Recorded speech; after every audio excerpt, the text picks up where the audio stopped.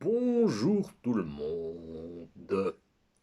Alors, qu'allons-nous faire de beau aujourd'hui? Enfin, de beau, j'espère que ce sera beau.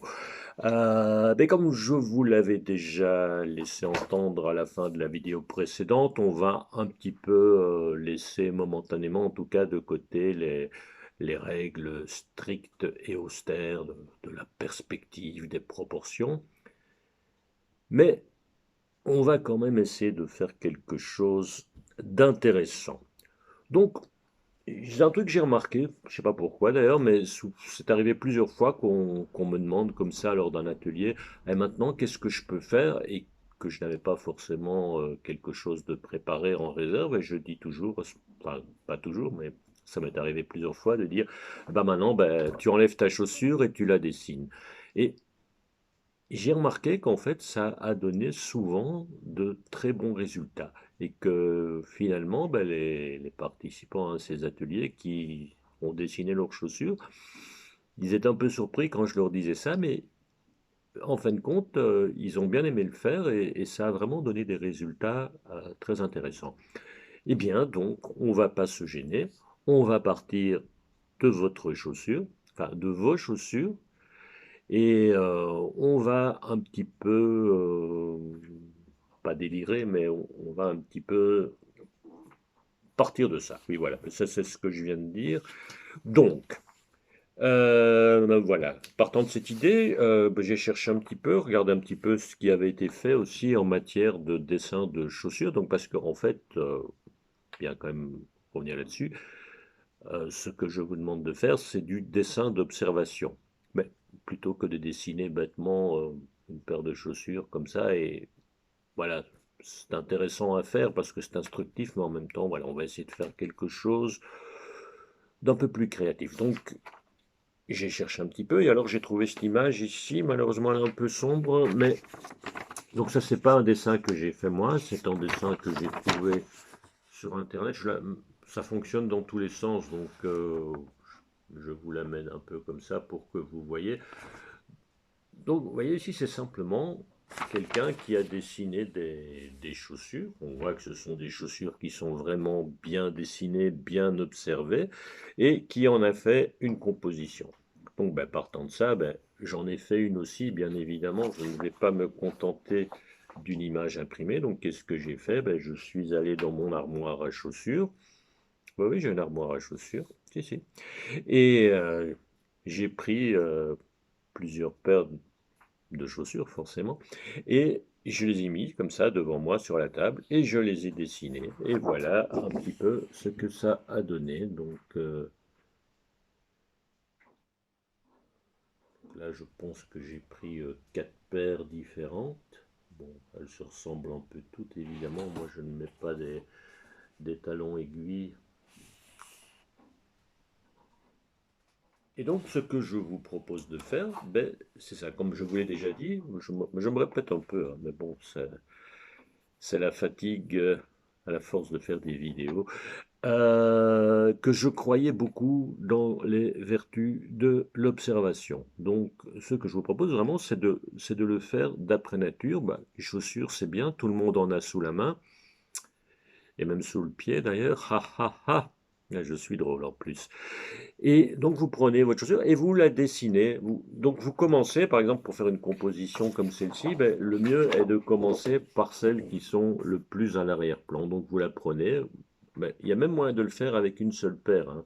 Enfin bon, j'imagine que vous avez plusieurs paires, sinon vous prenez celle de vos parents, de votre frère, de votre sœur, que sais-je, pour avoir une variété. Donc vous commencez par celle qui est le plus à l'arrière, vous dessinez légèrement, parce que après, ben, il y en a peut-être qui vont venir devant, donc vous serez amené à effacer les lignes inutiles. Et donc, comme ça, mais vraiment, vous le faites en observant et en faisant attention aux détails. Ouais, c'est très important, c'est les détails. C'est vraiment ça qui va donner du crédit, qui va rendre votre dessin plausible. Vous voyez, je me suis amusé ici parce que c'est ce truc qui est intéressant à faire. Voilà, j'ai fait un détail de lacet. Et vraiment, ça prend du temps, certes, mais vraiment, c'est instructif, voilà, c'est le mot, c'est instructif. Donc, une fois que vous en avez dessiné, ben voilà, vous en superposez une, vous en superposez une autre, vous en retournez une pour qu'on voit la semelle, vous l'orientez différemment. Vous essayez de garder quand même la même échelle pour ne pas avoir tout d'un coup une très grande chaussure, une très petite chaussure. Par rapport, ouais, par rapport au dessin que j'avais imprimé, moi j'en ai fait moins parce que finalement ça prend quand même beaucoup de temps. Et surtout que j'étais parti, au départ j'étais assez ambitieux, donc j'étais parti sur une grande feuille et puis bon, à un moment je l'ai un petit peu rétréci. Donc voilà, une fois que vous avez agencé vos différentes paires de chaussures, et bien à ce moment-là vous commencez à tracer ici moi j'ai fait des rectangles, hein, et à l'intérieur de ces rectangles, eh ben, vous choisissez des parties que vous allez travailler plus fort. Donc vous laissez des parties tout à fait au trait, donc juste le dessin au trait. Et puis vous faites d'autres parties. Ici moi j'ai travaillé au crayon de couleur, mais vous pouvez travailler différemment. On peut très bien imaginer un dessin tout à fait en noir et blanc, où simplement vous aurez ombré et travaillé beaucoup plus le détail de certaines parties. Donc moi j'ai pris le parti de choisir, de travailler les parties. J'ai pris le parti, les parties. Ouh là là là là. Ça, mais c'est à cause de la neige, hein. Je patine un peu, mais c'est pas grave. Donc j'ai choisi de travailler plus les parties qui se trouvent à l'intérieur de ces fameux rectangles. Rectangles qui d'ailleurs ne sont pas obligés d'être des rectangles, hein. Vous pouvez faire des cercles, vous pouvez faire des triangles, vous pouvez faire d'autres formes. Mais donc l'idée est simplement de délimiter des zones dans lesquelles on va travailler plus. Donc moi je l'ai fait au crayon de couleur, mais vous pouvez très bien le faire si vous avez, je ne sais pas moi, de l'aquarelle ou si vous avez des marqueurs plutôt du type pro marqueur, hein, des marqueurs avec lesquels on peut faire des dégradés, et ben voilà, ça peut être très intéressant aussi.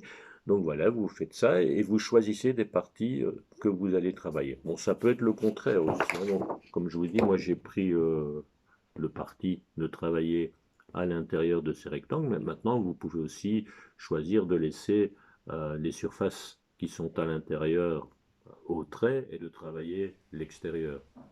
Et puis vous pouvez faire aussi des formes qui s'emboîtent. Voilà. Bon, il n'y a pas de limite, vous pouvez en faire autant que vous voulez des chaussures, hein. C'est comme d'en faire pas une ou deux parce que ça serait pas tellement intéressant, mais faites-en, je sais pas moi, hein. Ici il y en a 2, 4, 6, 8, là j'en ai fait 8, ici il y en a facilement une douzaine, et voilà, et puis vous faites ça et vous, surtout, vous observez, parce que c'est vraiment ça qui est intéressant, parce que si vous faites des chaussures comme ça, plic-ploc, sans les observer, ça n'a pas beaucoup d'intérêt.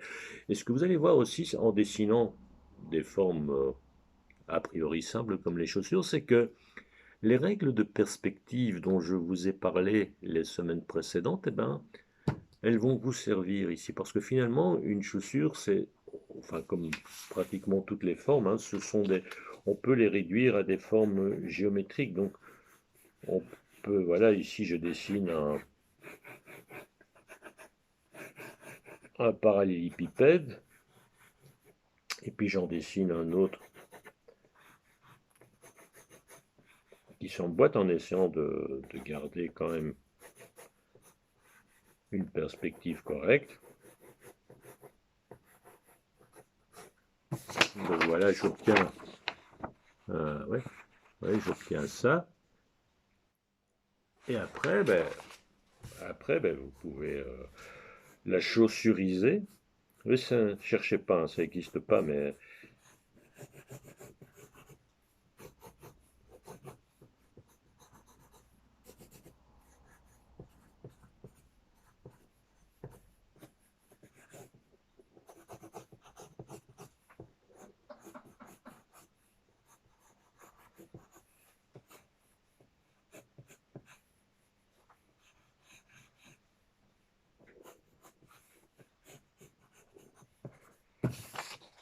et voilà, donc en partant du parallélépipède, bon là c'est évidemment un peu massif, mais ça vous permet aussi de les placer correctement, qu'elles aient l'air de tenir. Donc voilà.